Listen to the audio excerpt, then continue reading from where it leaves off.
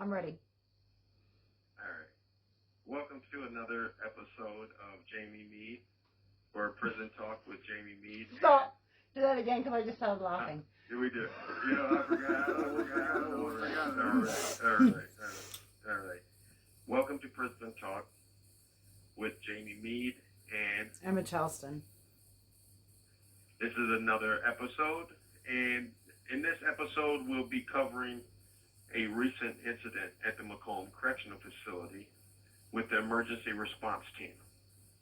And the reason I wanted to speak about this topic is because of the oppressive nature, the tactics they use coming into the facility.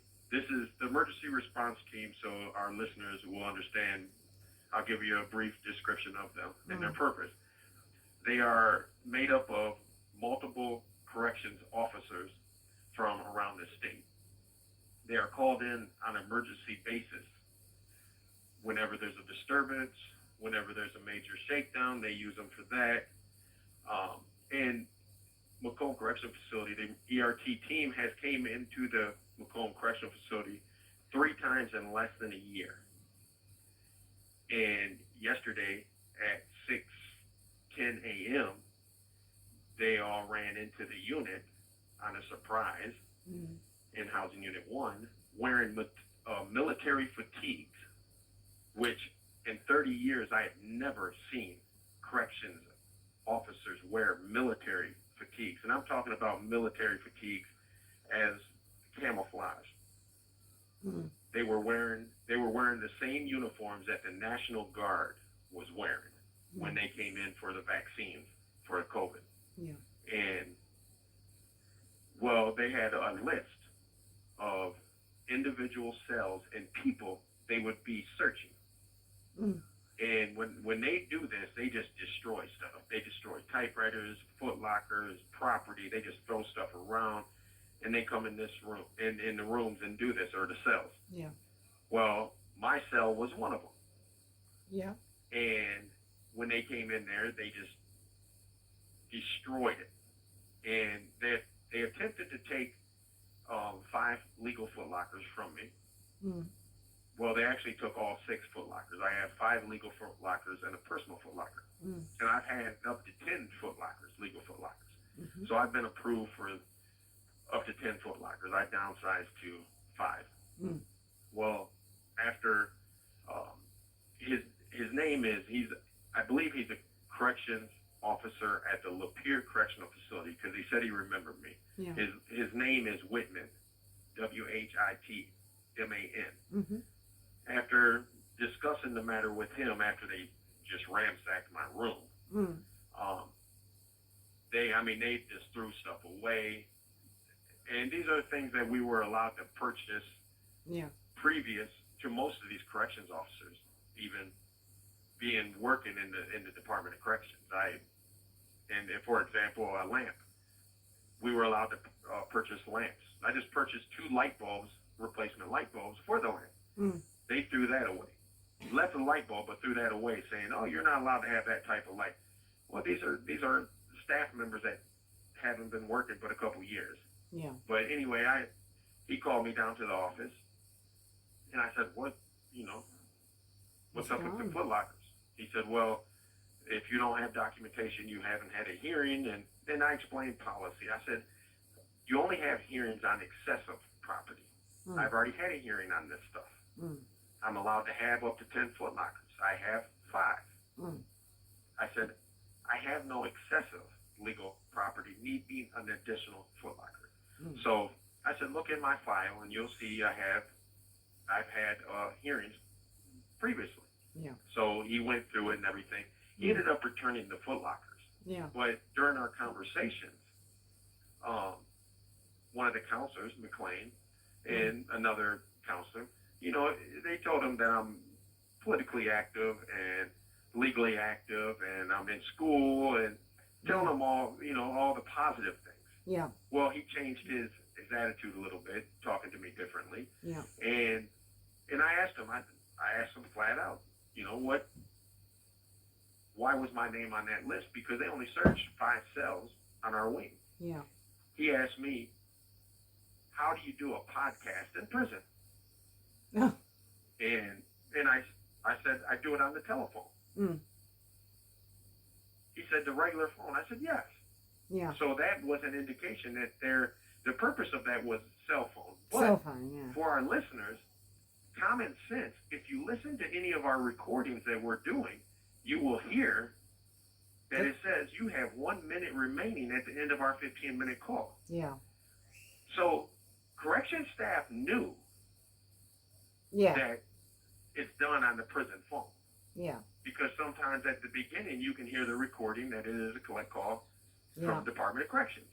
So they knew that. But all it was an oppressive tactic to try to quell free speech. Yeah. Try That's to put you in your the place, purpose. quieten you down, Huh? simmer down, that sort of thing.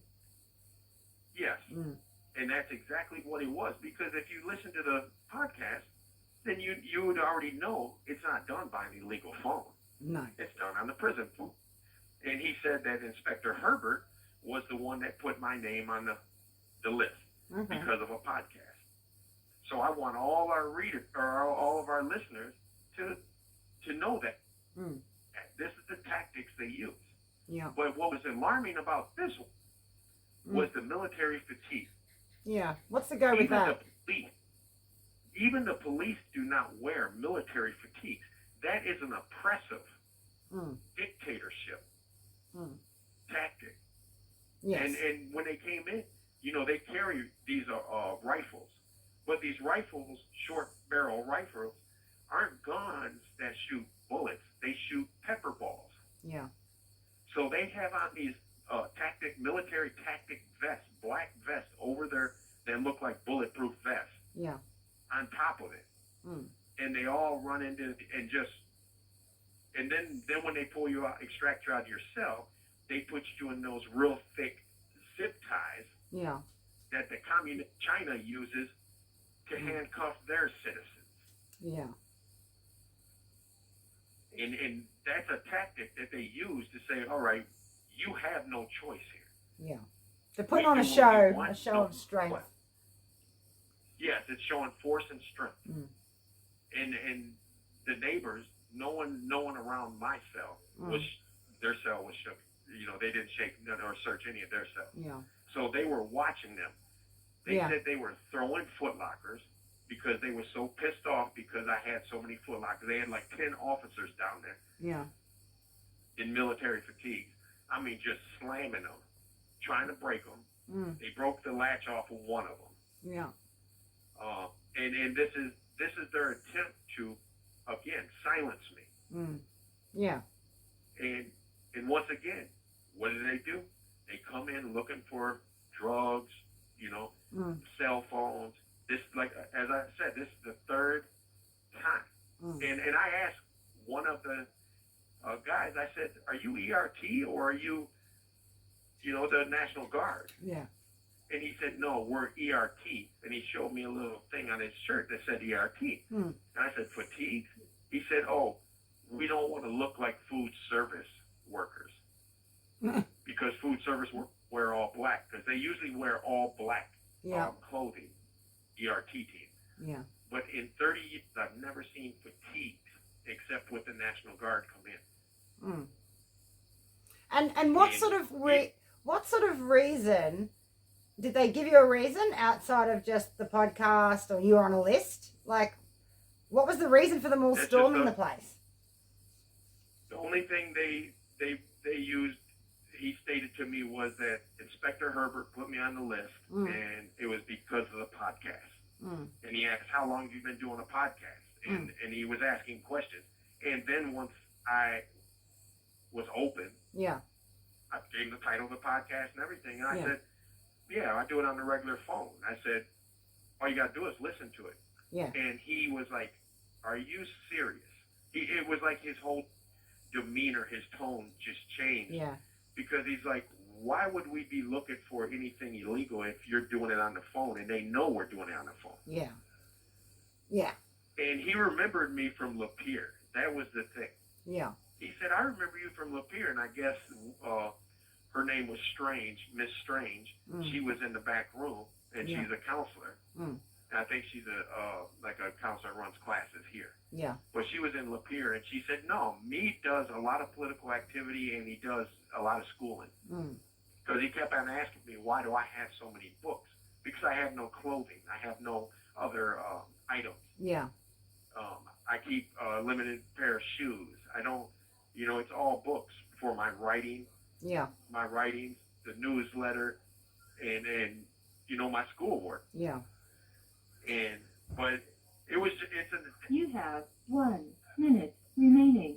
in my opinion, dealing with corrections for 30 years, that was a tactic to actually silence me. Yes. That was an attempt to silence me. Or at the very least, to scare you into being quiet or something. Yes. So, that's what, how that's why realistic? I'm How on here realistic is repercussions for this podcast then? If you don't just. I told him. I said, well, tomorrow we're going to do a podcast on this. Yeah. And I told him that flat out. So, but we're down to a minute, and I just want to say thanks for tuning in, and we will continue this in 15 minutes. Because Yes, we will. we're limited on phone calls, so corrections officials can hear this when they listen to When they listen to it. our yes. Yes. All right, well, we'll leave it there and we'll be back in 15 minutes. Yes, we'll be back in 15 minutes. Bye.